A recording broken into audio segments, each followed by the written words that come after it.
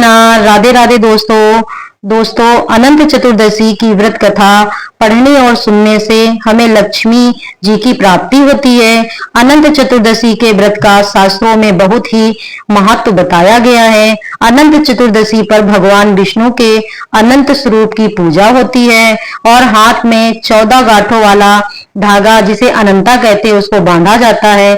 ऐसा करने से माँ लक्ष्मी भी प्रसन्न हो जाती हैं। अनंत चतुर्दशी की पूजा के में कथा का बहुत ही महत्व होता है।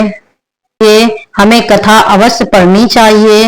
एक बार महाराज युधिष्ठिर ने राजसी यज्ञ किया और यज्ञ मंडप का निर्माण बहुत ही सुंदर और अद्भुत रूप से किया गया, जिसमें मंडप में जल की जगह स्थल तो स्थल की जगह जल ही दिखाई दे रहा था। इससे दुर्योधन एक स्थल को देखकर जल कुंड में जा गिरा। द्रौपदी ने यह देखकर उनका उपहास किया और कहा कि अंधे की संतान भी अंधी होती है। इस कटवचन से दुर्योधन बहुत ही आहत हुए और इस अपमान का बदला लेने के लिए उसने युधिष्ठिर को जुआ खेलने के लिए बुलाया और छल से जीतकर पांडवों को 12 वर्ष वनवास दे दिया। वन में रहते हुए उन्हें अनेकों कष्टों का सहना पड़ा। एक दिन वन में भगवान कृष्ण युधिष्ठिर से मिलने गए। युधिष्ठिर ने उन्हें सब हाल बताया और इस विपदा से निकलने का मार्ग भी पूछा। इस पर भगवान कृष्ण ने उन्हें अनंत चतुर्दशी का व्रत करने को कहा और कहा कि इसे करने से खोया हुआ राज्य भी मिल जाएगा। और श्री कृष्ण युधिष्ठिर को एक कथा सुनाई। प्राचीन काल में एक ब्राह्मण था, उसकी एक कन्या थी जिसका नाम सुशीला था। जब कन्या बड़ी हुई तो ब्राह्मण ने उसका विवाह कौंडिन्य ऋषि से कर दिया।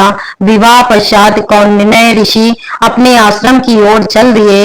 रास्ते में रात हो गई, जिससे वह नदी के किनारे आराम करने लगे। सुशीला के पूछने पर उन्होंने अनंत व्रत का महत्व बता दिया। सुशीला ने वही व्रत का अनुष्ठान कर 14 गांठों वाला वह धागा अपने हाथ में बांध लिया। फिर वह पति के पास गई। ऋषि ने सुशीला के हाथ में बांधी डोरी के बारे में पूछा तो सुशीला ने सारी बात बता दी। ऋषि सुशीला की बात से अप्रसन्न हो गए। उसके हाथ में बंधे डोरे को भी आग में डाल दिया। इससे अनंत भगवान का अपमान हुआ, जिसके परिणाम स्वरूप ऋषि की सारी संपत्ति नष्ट हो गई। सुशीला ने इसका कारण डोर का आग में जलना बताया। तत्पश्चात ही अग्नि में जलते हुए ऋषि अनंत भगवान की खोज में वन की ओर चले गए। वे भटकते भटकते निराश होकर गिर पड़े और बेहोश हो गए। भगवान अनंत ने उन्हें दर्शन देते हुए कहा कि मेरे अपमान के कारण ही तुम्हारी यह दशा हुई है और विपत्तियां आई, लेकिन तुम्हारे पश्चाताप से मैं तुमसे अप्रसन्न हूँ। अपने आश्रम में जाओ और 14 वर्ष तक विधि विधान से मेरा यह व्रत करो, इससे तुम्हारे सारे कष्ट दूर हो जाएंगे। कौंडिन्य ऋषि ने वैसा ही किया और उनके सभी कष्ट दूर हो गए और उन्हें मोक्ष की प्राप्ति हुई। श्री कृष्ण की आज्ञा से युधिष्ठिर ने भी अनंत भगवान का व्रत किया, जिससे पांडवों को महाभारत के युद्ध में जीत मिली। दोस्तों, इस प्रकार जो भी अनंत चतुर्दशी का व्रत और पूजन करता है, कथा को पढ़ता और सुनता है, विष्णु भगवान की कृपा सदैव उस पर बनी रहती है। दोस्तों, अगर मेरा ये वीडियो आपको अच्छा लगे तो प्लीज़ लाइक और सब्सक्राइब जरूर करिएगा। धन्यवाद दोस्तों।